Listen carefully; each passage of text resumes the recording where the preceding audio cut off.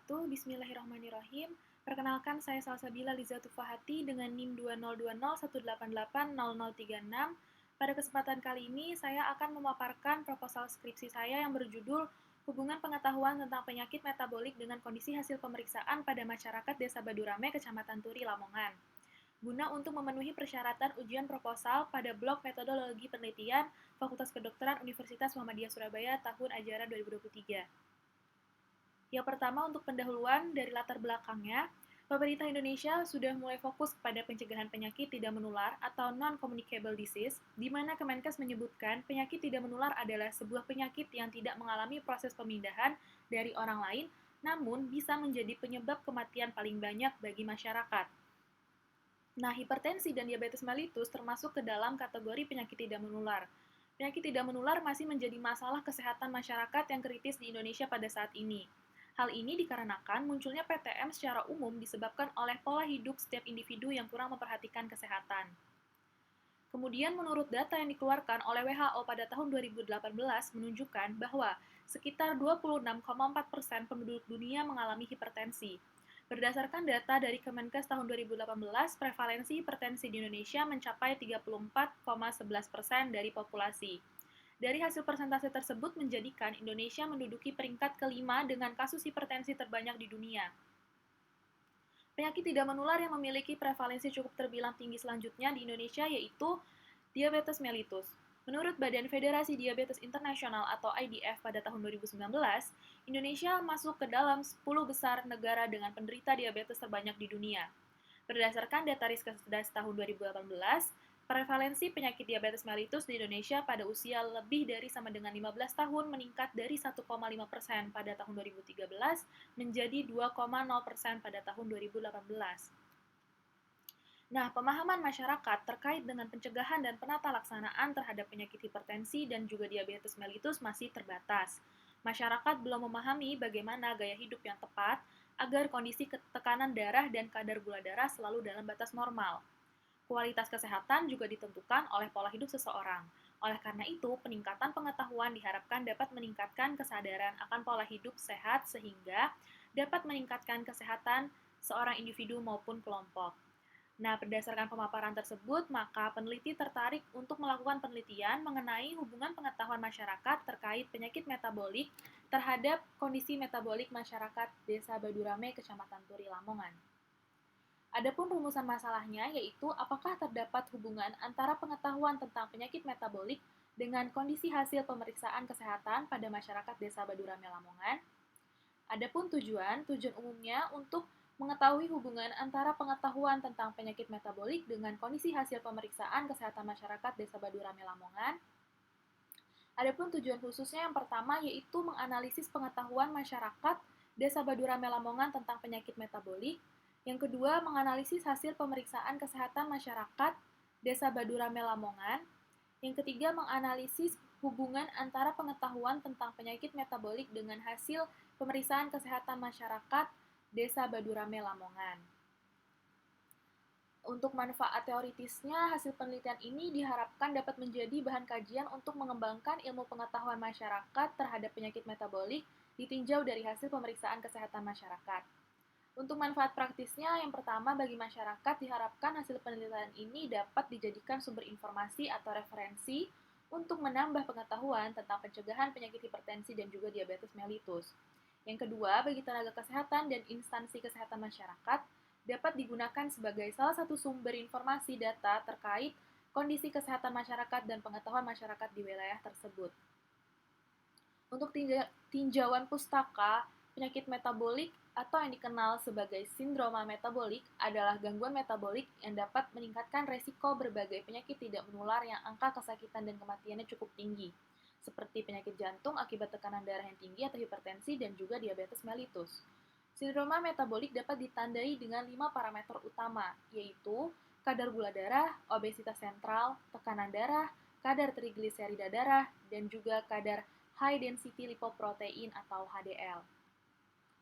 Untuk hipertensi ialah suatu sindrom atau kumpulan gejala kardiovaskuler yang progresif sebagai akibat dari kondisi lain yang kompleks dan saling berhubungan. Biasanya ditandai dengan meningkatnya tekanan darah sistolik lebih besar dari 140 mmHg dan atau diastolik lebih besar dari 90 mmHg pada 2 kali pengukuran dengan selang waktu 5 menit. Pada umumnya, hipertensi tidak mempunyai penyebab yang spesifik. Hipertensi ini terjadi sebagai respon peningkatan cardiac output atau peningkatan tekanan perifer. Namun, ada beberapa faktor yang mempengaruhi terjadinya hipertensi, yaitu yang pertama, genetik.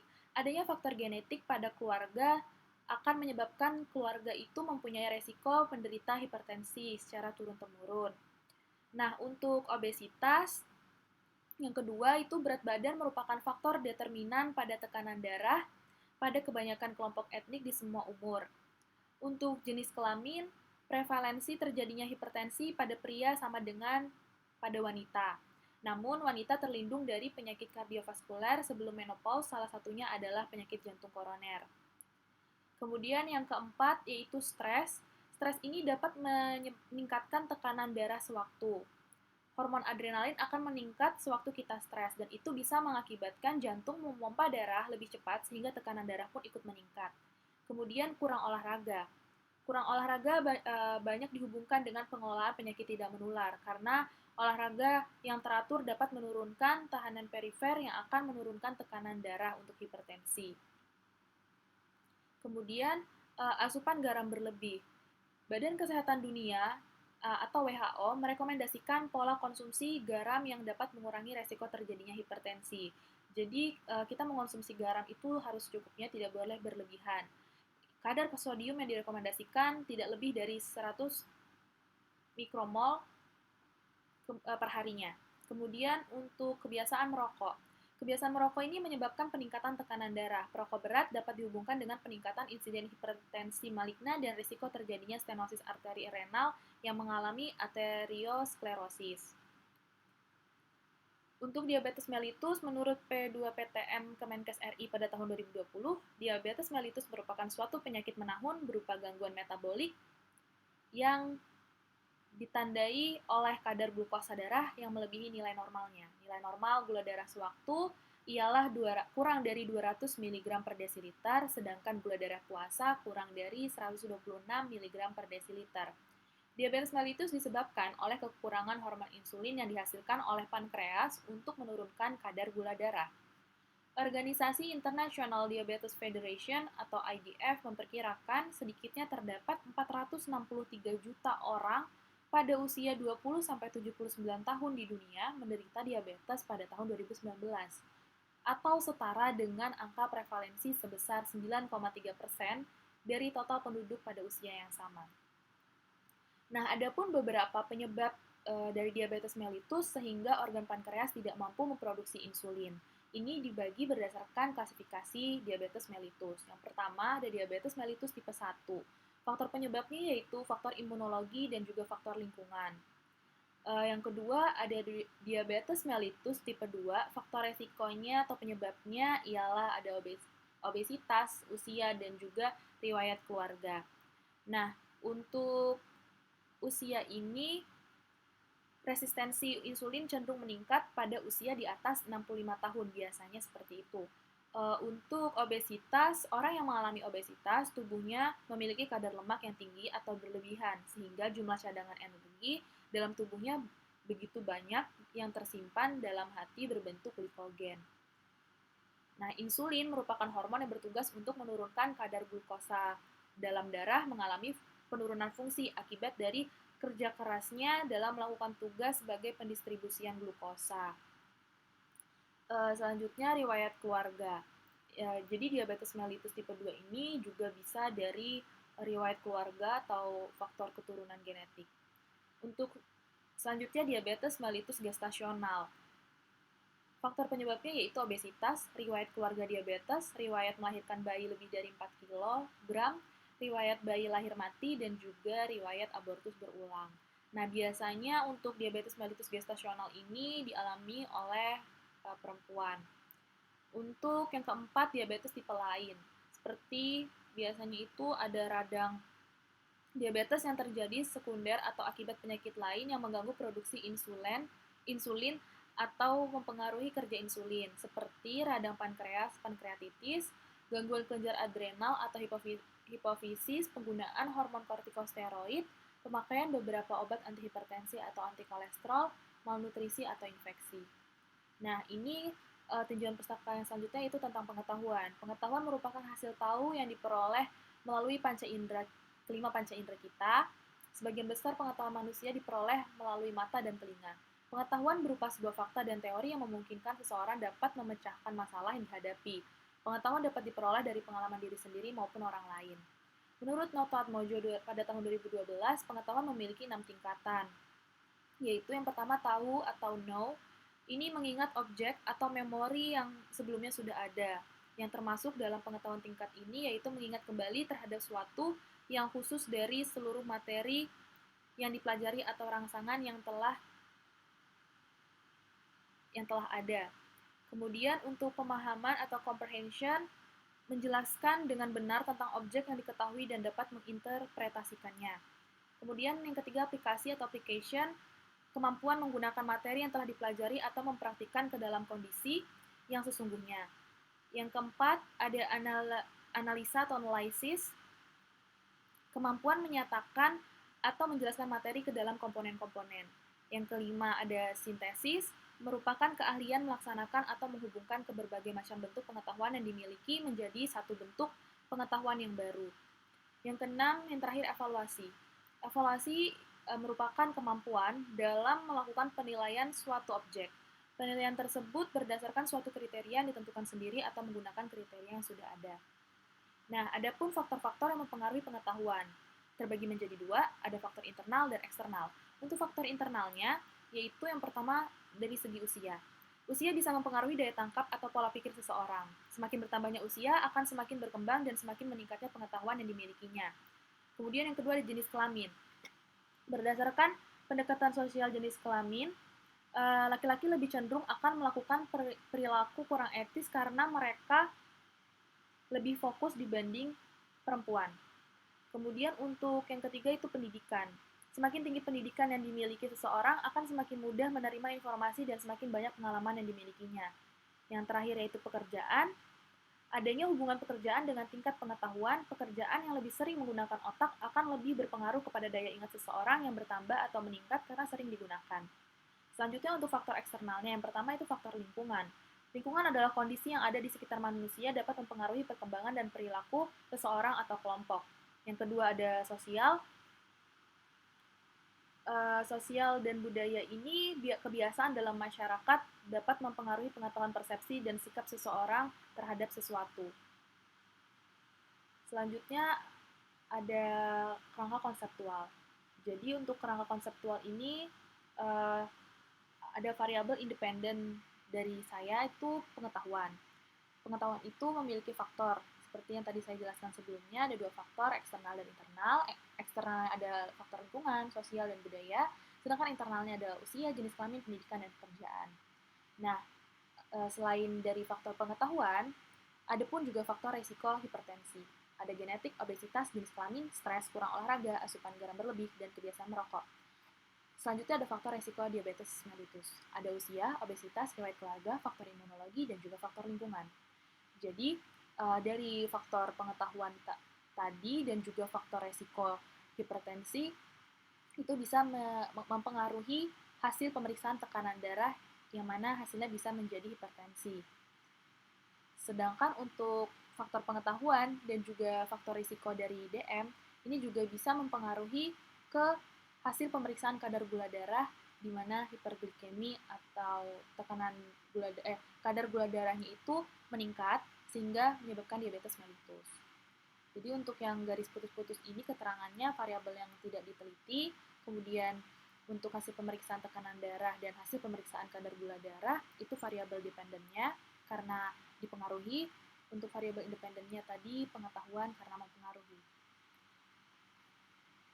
Untuk hipotesis penelitian, H0-nya tidak terdapat hubungan tingkat pengetahuan penyakit metabolik, hipertensi dan diabetes mellitus dengan kondisi hasil pemeriksaan pada masyarakat Desa Badurame, Kecamatan Turi, Lamongan.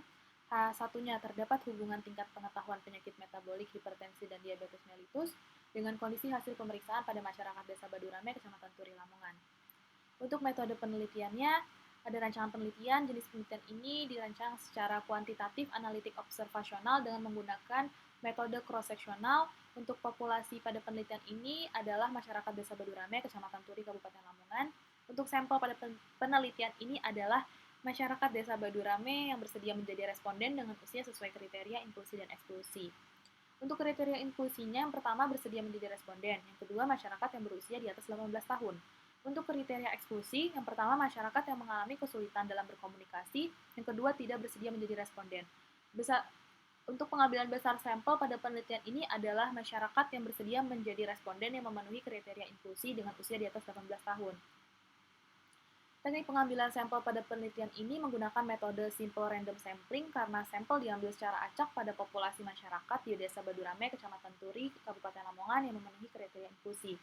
Adapun klasifikasi variabel, penelitian ini menggunakan variabel independen yaitu pengetahuan penyakit metabolik, hipertensi dan diabetes mellitus, sedangkan variabel dependennya yaitu hasil pemeriksaan tekanan darah dan gula darah. Untuk definisi operasional variabel, variabel independen yaitu pengetahuan penyakit metabolik, definisinya pengetahuan masyarakat mengenai penyakit metabolik, hipertensi dan diabetes mellitus. Cara pengukurannya menggunakan kuesioner yang berisi beberapa pertanyaan mengenai pengetahuan seputar hipertensi dan diabetes mellitus. Untuk hasil pengukuran, yang pertama memahami keduanya, hipertensi dan diabetes mellitus. Yang kedua, hanya paham hipertensi saja. Yang ketiga, hanya paham diabetes mellitus saja. Yang keempat, tidak paham keduanya. Untuk skalanya nominal. Selanjutnya untuk variabel dependen, yaitu hasil pemeriksaan tekanan darah dan gula darah. Untuk definisinya, hasil pemeriksaan tekanan darah dan gula darah pada masyarakat Desa Badurame memenuhi kriteria inklusi. Cara pengukurannya yaitu menggunakan tensimeter dan glukometer. Hasil pengukurannya yang pertama normal, yang kedua hipertensi, yang ketiga hiperglikemi, yang keempat bisa hipertensi dan hiperglikemi. Untuk skalanya sama nominal. Selanjutnya metode penelitian instrumen dalam penelitian ini menggunakan tensimeter untuk mengukur tekanan darah, glukometer untuk mendapatkan hasil kadar gula darah, dan kuesioner. Kuesioner ini berisi beberapa pertanyaan mengenai pengetahuan terhadap penyakit metabolik yang diberikan kepada responden untuk dijawab. Lokasi dan waktu penelitian, untuk lokasinya di Balai Desa Badurame, Kecamatan Turi, Lamongan. Untuk waktunya kisaran antara bulan Desember 2023 sampai Januari 2024. Untuk prosedur pengambilan atau pengumpulan data, yang pertama mengajukan izin etik penelitian kepada Komite Etik Penelitian Universitas Muhammadiyah Surabaya. Yang kedua mengajukan pembuatan surat pengantar izin penelitian kepada FK Universitas Muhammadiyah Surabaya. Yang ketiga mengajukan perizinan kepada Dinas Kesehatan Lamongan, Puskesmas Kecamatan Turi, dan Kepala Desa Badurame. Yang keempat mengawali penelitian dengan menetapkan jumlah populasi dan sampel penelitian setelah mendapatkan persetujuan untuk melakukan penelitian. Yang kelima, meminta persetujuan dan melakukan pengambilan data responden atau informed consent. Yang keenam, pengisian lembar pengumpulan data. Yang ketujuh, pengolahan dan analisis data dengan SPSS. Dan yang terakhir, penarikan hasil dan kesimpulan. Untuk cara pengolahan data, yang pertama itu dengan editing. Editing ini merupakan proses pengecekan kelengkapan data, kesinambungan data, dan keseragaman data, sehingga apabila terdapat kekurangan atau ketidaksesuaian dapat dilengkapi dengan segera. Untuk coding, merupakan pemberian kode atau angka tertentu terhadap keterangan yang ada dalam kuesioner dari masing-masing. Untuk entry, yaitu memasukkan data yang telah dilakukan coding dalam program aplikasi pengolahan data berbasis komputer. Di sini peneliti akan menggunakan SPSS. Dan yang keempat yaitu cleaning. Ini cleaning pengecekan kembali data yang sudah dimasukkan untuk melihat kemungkinan adanya kesalahan-kesalahan kode. Untuk cara analisis data, yang pertama, peneliti menggunakan uji validitas dan reliabilitas untuk kuesioner terlebih dahulu. Kemudian analisis univariat dilakukan untuk memperoleh distribusi dan frekuensi dari variabel independen dan dependen. Data disajikan dalam bentuk tabel dan diinterpretasikan. Kemudian untuk analisis bivariat bertujuan untuk mengetahui adanya hubungan pengetahuan terhadap penyakit metabolik seperti hipertensi dan diabetes mellitus dengan hasil pemeriksaan tekanan darah dan gula darah pada masyarakat Desa Badurame.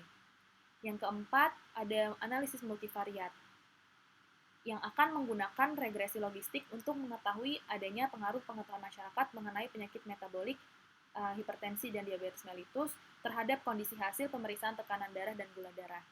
Kemudian yang terakhir ada cara penyajian data. Setelah proses pengolahan data, maka data akan disajikan dalam bentuk tabel, grafik, dan narasi. Ini sekian untuk presentasi saya. Ada daftar pustakanya menggunakan apa style. Terima kasih banyak. Wassalamualaikum warahmatullahi wabarakatuh.